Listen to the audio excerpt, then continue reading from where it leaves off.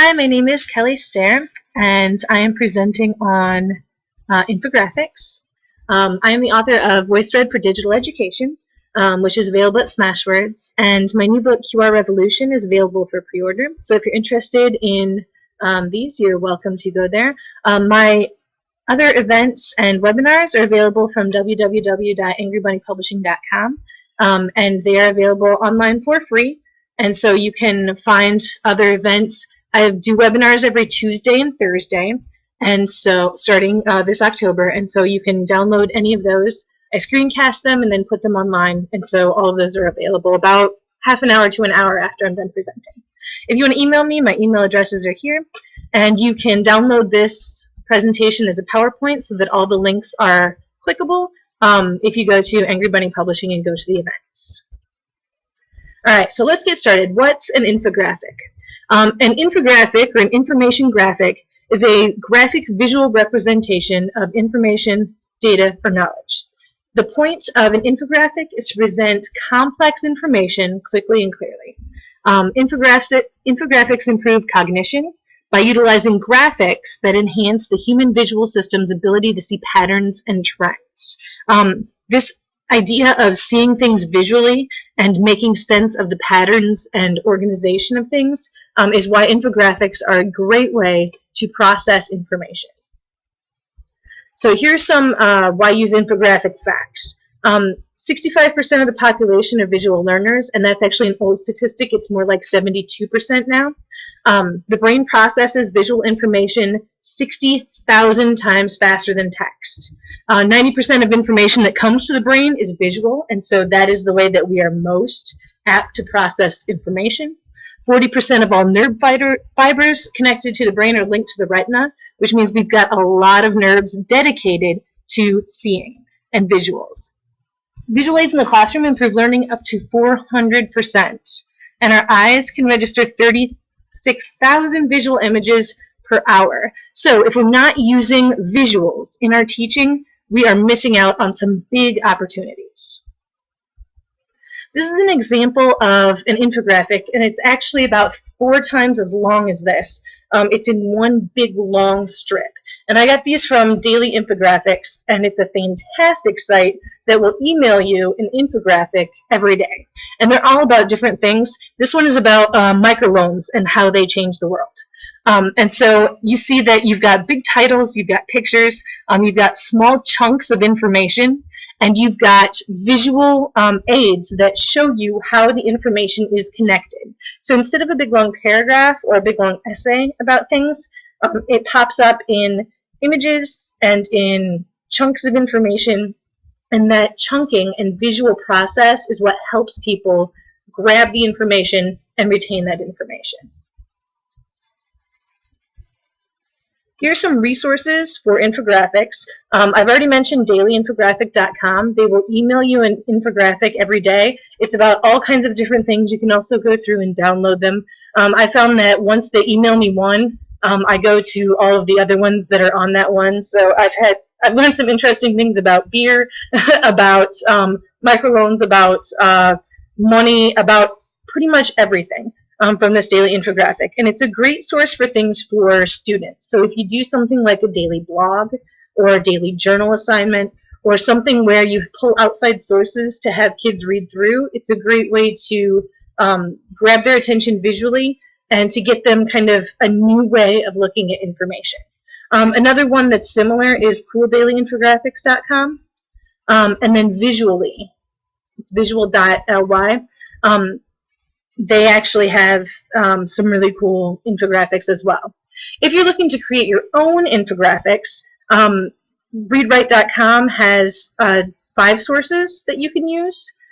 So if you're interested in those, and then we're also going to be looking at Glogster to create infographics. So this is your resources page. The top 3 have infographics that are available for you. You can search them and find things on topics that you're interested in.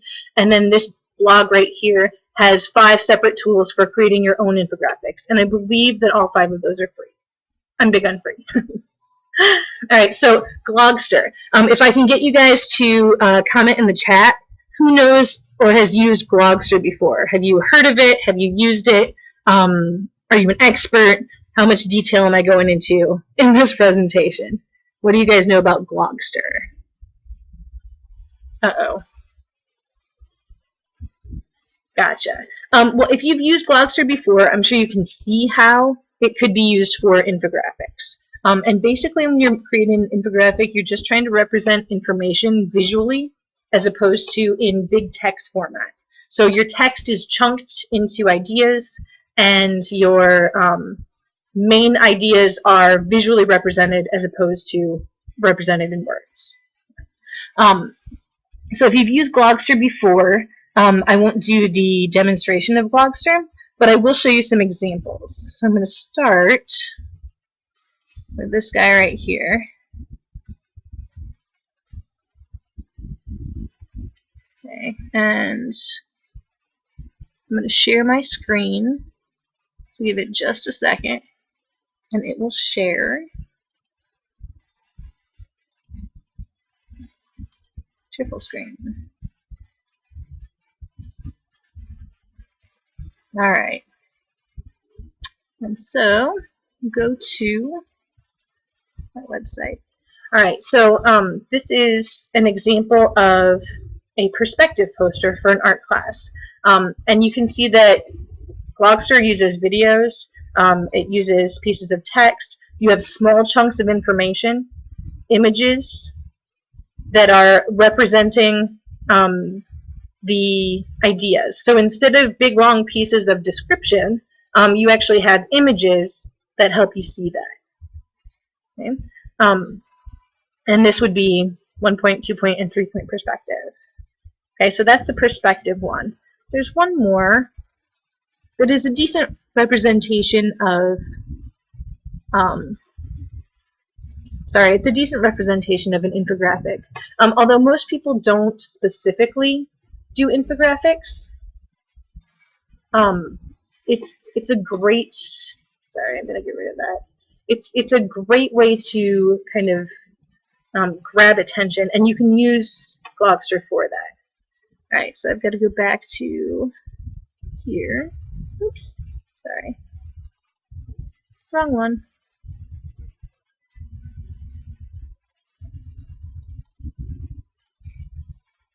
Interesting. Sorry, just a second. I need to get off of my screen share. Oops.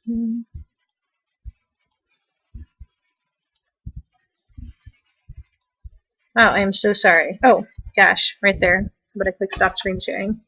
There we go.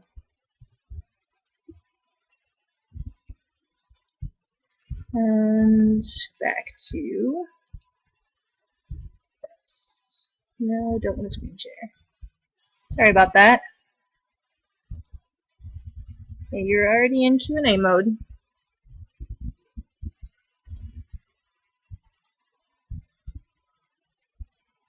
Wow, I'm not quite sure why I've stuck again. Okay, sorry about that. So if you use Glogster, and just because it's a free tool and a lot of educators have thanks, have access to it, makes Glogster a really great tool to use. So basically you use it and you organize your information so that it is represented visually.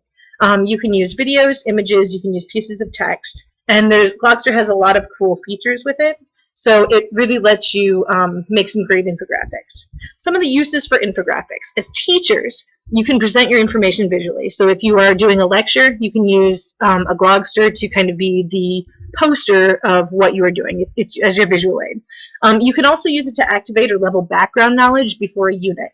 I always try to activate and level my background knowledge. And by level background knowledge, I mean try to fill in the gaps that some students might have before you start a unit. So if I was doing a unit on Shakespeare, for example, I might try to level the background of the language. I might try to level the background of the historical time. I might try to level the background of some of the themes that are going on, and try to get kids telling me what they know, as well as getting information that kind of levels the playing field for everybody. Instead of starting where kids are right off the bat, kind of give them that information first so that they can be prepared for whatever unit that you're going to be studying. Another way to use infographics is you can teach or practice visual literacy strategies. Reading an infographic is different than reading a piece of text. It's not always as straightforward. It doesn't go left to right, up to down strictly. It can go in different places. You can have one thing tie into another. You can have things flow into another. And so you're reading the visuals as well as the words and the pictures and all of that stuff. So you're looking at arrows or pointing to different things. That's the direction that you move. So infographics are great for teaching those visual literacy strategies. And anybody that is online, anybody that is reading magazines or even books now, textbooks, they have all of these different text features. And so practicing those visual literary strategies is really important. For students, they can use infographics to demonstrate what they've learned. And so if you are talking about a content unit that is dealing with, I don't know, say, it doesn't matter, let's say Romeo and Juliet, and you want them to demonstrate what they've learned, you can have them put it into a visual format. So they can use pictures, they can create graphs or charts. Maybe you say, what are the percentage of characters in this story who make bad choices? And so they can create some visuals using that kind of information. Students can also make projects or assignments or complete multimedia essays using infographics. And so really what infographics do is it lets you take information and use it as both a visual and use it as numbers in a visual form. And so you get to really like meld those ideas together, the literary and the visual and even the mathematics and the number skills. Oops. Sorry, I missed one. So when you're creating an infographic, you need to do a few different things, and you need to do them in kind of an order. First, you need to find the information that you want to present, and you need to curate that information. And by curate, I mean you need to... Wow. I think I get booted again. I'm so sorry. So you're creating infographics. You need to find information, and then you need to curate that information. So not only are you gathering a bunch of information sources, yeah, you can hear me. So you're gathering information sources, but you're also selecting which information to present. And that's really, really important. There's tons of information out there. I can find information on absolutely anything, but it's my job as an educator to curate that information, to make sure I am picking things that students really need to know. And so you find and you curate the information that you want to present. Then you want to visualize the information. You want to make things that would appear as text, as images or charts or graphs or numbers or videos. And so you want to try to play around with the ideas and try to make them more visual. You can do this by very, very simple things. You can say, you can put smiley faces on things. You can put frowny faces on things. I mean, there are so many ways that we use visual representations to mean things. And so we can give thumbs up, we can give thumbs down for positive or negative. We can do all of that stuff. And so when you're organizing your information, you want to try to use non-text representations. Also, you want to think about the organization of your infographic. Organization is important when you are doing a non-text-based representation of information. You can do it in two different ways. You can organize your information just like you would read a book. You can go from top to bottom, from left to right, just like you would read. And so the person is supposed to start in the top left-hand corner and read it to the right, and then go down and read it across.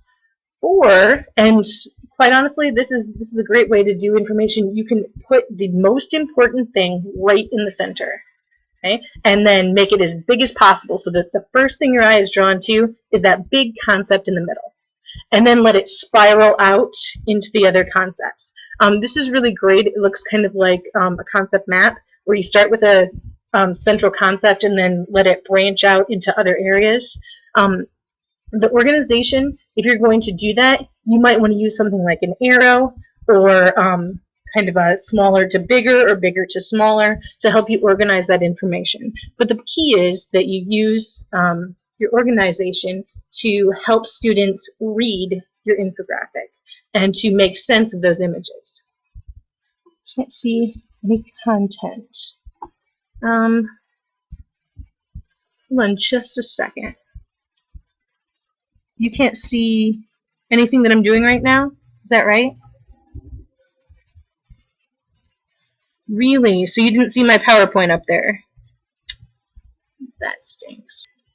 All right, and that's the end of my presentation on infographics. My name is Kelly Stair, writer and teacher consultant. My work is available at www.angrybunnypublishing.com. If you like this presentation, you'll love my ebook, VoiceThread for Digital Education, available at Smashwords, Amazon, and Barnes & Noble, or anywhere else that ebooks are sold.